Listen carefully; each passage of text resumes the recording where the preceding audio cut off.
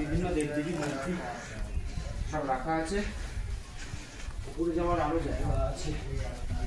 উপরে কি আছে একবারে এসছি যখন এইসব জায়গাটা রোজ রোজ আসা হয় না, একবারে কমপ্লিট করে দিতে হবে। সব বিশাল বিশাল পাথরের চান হচ্ছে, আর কিছু নেই। চলো, খুব বেশি সময় এখানে লাগাবো না। এই মোটামুটি এখানকার ভিউ, কিছু পাথর, সীতাবিঞ্জি, আর এই কথাটা আছে সীতাদেবী থাকতো সেই জন্যই ফেমাস। কিছু মন্দির মতো আছে, ঠাকুর দেবদেবী রাখা আছে, আর কিছু নেই। তো খুব বেশি সময় এখানে নষ্ট করবো না। চলো নেক্সট। আসার পথে দেখে এলাম ফ্রেস্কো পেন্টিং, সেখানে দুটো গিয়ে ছবি তুলে নেবো, দিয়ে বেরিয়ে যাবো। চলো এই নিচে গিয়ে নেমে যাবো।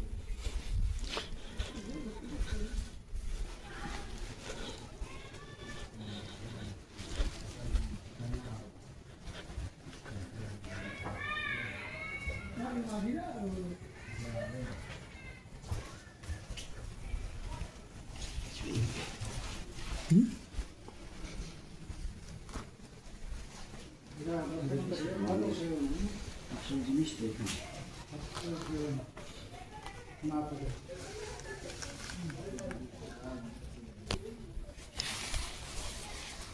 আরে হতে পারবো না আমি, কত ক্ষমতা নেই।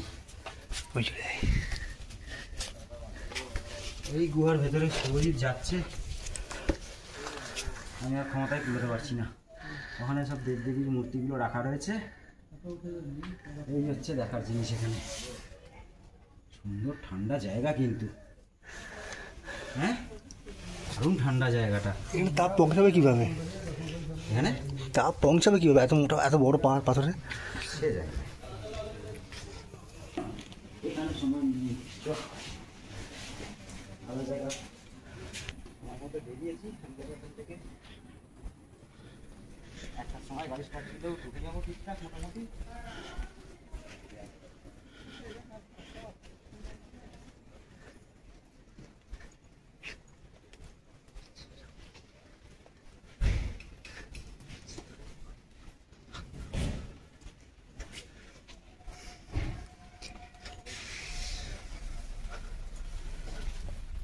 আমাদের খরচা যেটা আশা করছিলাম সেই খরচা কিন্তু হয়নি।